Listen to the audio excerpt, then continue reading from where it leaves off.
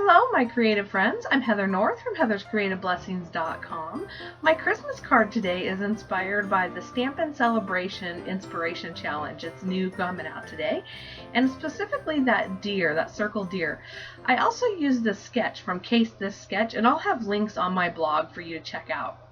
This card would be quick and easy to mass produce, especially if you did it as a one-layer card, but I really like this stitched rectangle. It's from My Favorite Things, Blueprints 24 dies. You get all of these dies in that set, and I just love the tiny little stitches. It's the perfect size.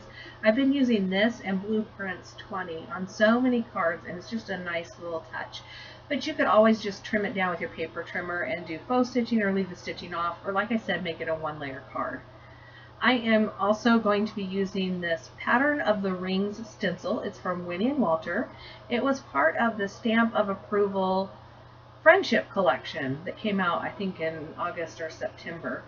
Winnie and Walter, I think, will be releasing it sometime in 2016, which is just around the corner. You could use any circle die, though, really. To keep my paper from moving around, I just put a little bit of snail adhesive onto my grid mat, and then I'm using my finger to take away some of the tackiness. I don't want it to permanently stay there. I just want my cardstock not to shift as I stencil.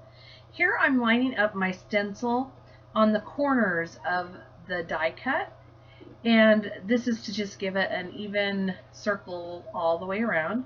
I'm just quickly tacking it into place, and then I'm going to take some of this, it's a 3M medical tape, and I am lining it up right on that stitch line. Now you could totally skip this step. If you are mass producing, please skip this step.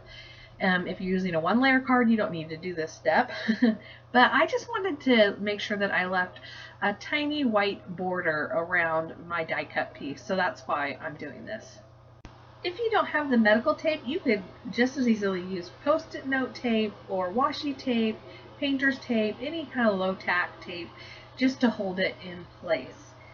The great thing about doing this is that once you have lined it out that first time, if you are mass producing it, if you lift it up very carefully, you can use the stencil over and over again, because the die cuts underneath will make sure that they line up every time.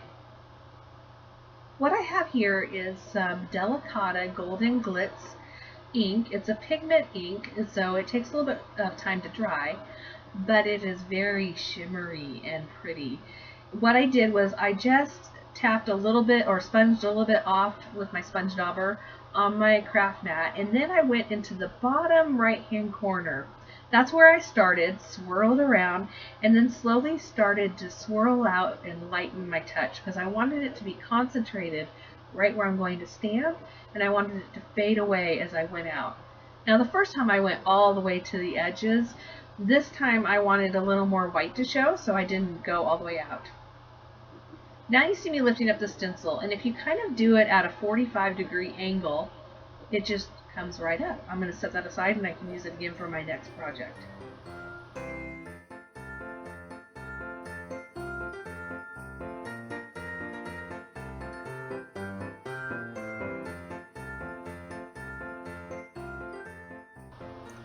This is White Christmas stamp set by Stampin' Up. I'm going to use the Merry Christmas banner and the little deer. I wanted the deer to go on one of those circles towards the bottom right corner, kind of keeping it in the bottom third of the card. And I discovered that I could line up the banner, the top banner ends, at each end of those little diamond points. You'll see here in just a second. I've got black StazOn ink, and see that? Just kind of line it up where you want it to go, and that way the deer will fit right on top on that circle. That is just a squeegee, kind of like what you use to dry off your car. I cut it into little pieces and get it damp, and it cleans off my stamps really well. Now I'm going to take my little deer and stamp it in the center, just above the banners. You could, if you're mass producing it, just leave it like this, but I'm going to take it a step further and use one of my aqua painters. The thicker one on the left is from Stampin' Up, and the thinner one on the right is a Tim Holtz, I believe. I will have links to it on my blog for you. I decided to use the finer tip. It's just easier to get in where I want it to go. I have here some soft suede ink, and I just squeezed it together to get some ink on the lid. And what I didn't realize was I had been squeezing the barrel of this water brush. You want it to just be slightly damp. Mine was pouring wet. Don't do that. You can use just a paper towel or something to pick up excess if you happen to do that yourself.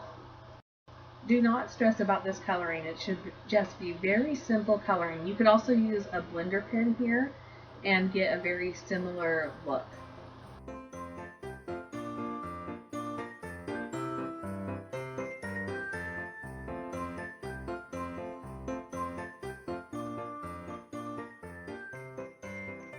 In the interest of time, I'm just blowing it dry with my card base a little bit. It's a standard card base, Whisper White cardstock, and it's 4 1/4 by 5 1/2 once it's scored.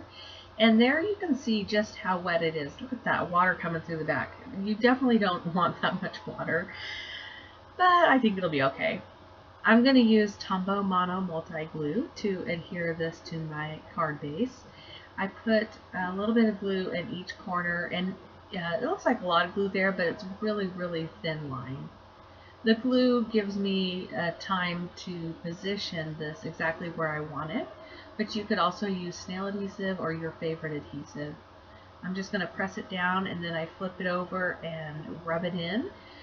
If you have problems with warping, you can lay something on top of it, kind of a heavy solid thing that will help flatten it out. And there are my two cards, one with a little more sponging on the right and one with a little bit less on the left.